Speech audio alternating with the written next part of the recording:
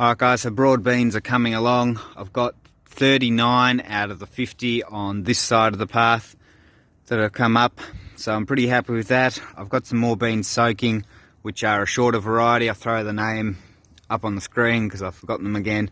But yeah, they only grow to about a metre, whereas these are 1.5, I'm pretty sure. So a bit shorter. Anyway, so they're going to go in and fill the gaps. So hopefully we get the full 50 plants on this side.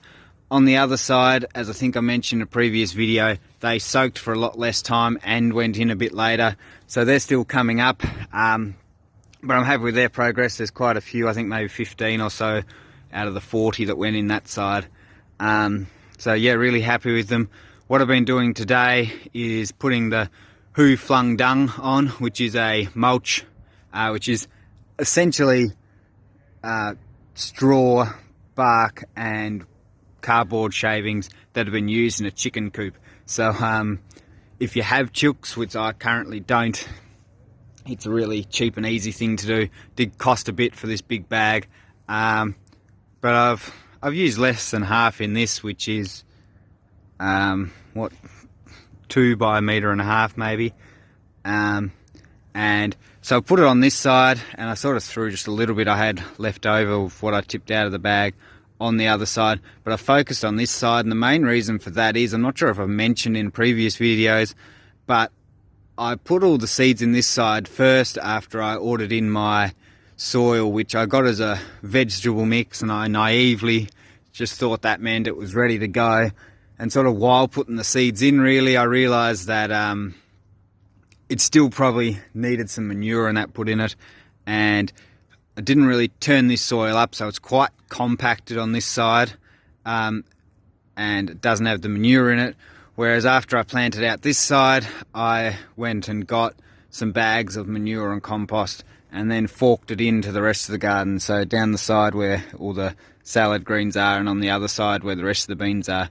So yeah, that's got a lot of manure and compost already turned it in, and the soil's a lot softer from being turned, whereas this is quite hard here. And I mean, the beans have at least come this far. It's still in the hard soil, but I wanted to get this on so that they had that manure to fertilise them. And I also just threw a quick little bit of slow release fertiliser over it before I put that on too.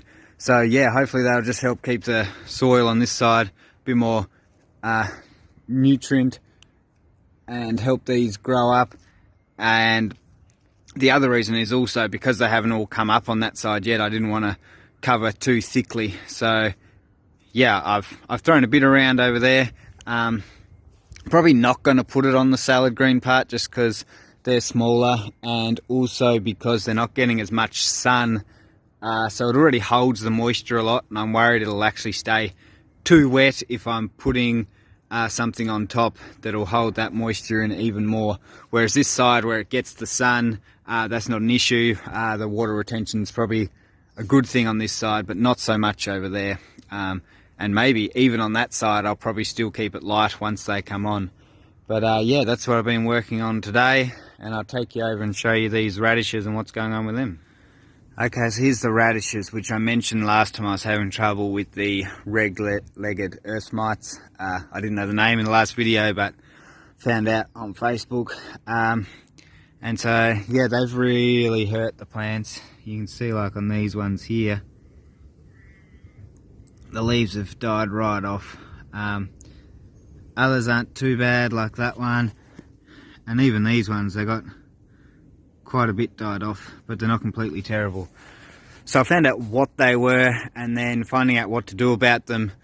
So many things are just suggesting insecticides, which I really don't want to use in my garden. It's sort of the whole point, or big part of growing your own garden, is not to be having those things. And yeah, I don't want to be indiscriminatively killing off all sorts of insects. So I really wanted to stay away from them. But there was nothing Googling I could find, so I used a vinegar with a splash of soap, liquid soap, spray bottle, which I'd sort of heard as an insecticide, but I didn't know it would necessarily work with these.